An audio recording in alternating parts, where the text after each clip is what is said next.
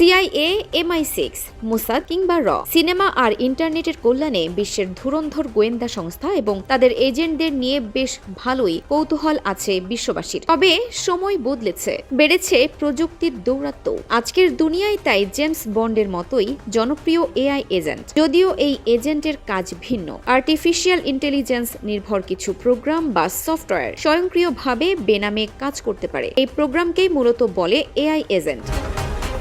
আর 5টা সাধারণ চ্যাটবট যেমন চ্যাটজিপিটি বা জেমিনি শুধু ব্যবহারকারীর নির্দেশ অনুযায়ী কাজ করে বা প্রশ্নের উত্তর দেয়। কিন্তু AI এজেন্ট স্বয়ংক্রিয়ভাবে নিজস্ব বুদ্ধিমত্তা কাজে লাগিয়ে একটি কমান্ড বা নির্দেশ পালন করে। অর্থাৎ ট্র্যাডিশনাল চ্যাটবট কেবল তাৎক্ষণিক প্রশ্নের উত্তর দিতে পারে, সেখানে আধুনিক AI এজেন্ট অনেক জটিল প্রক্রিয়াও মানুষের হস্তক্ষেপ ছাড়াই সম্পন্ন করতে পারে। এই এজেন্ট নির্মাণের জন্য ওপেন AI-কে বড় অঙ্কের বাজেটও দিয়েছে মাইক্রোসফট। এবারে AI এজেন্টদের নিয়ে চাঞ্চল্যকর এক তথ্য দিয়েছে ইন্টারনেট সোসাইটি অব চায়না।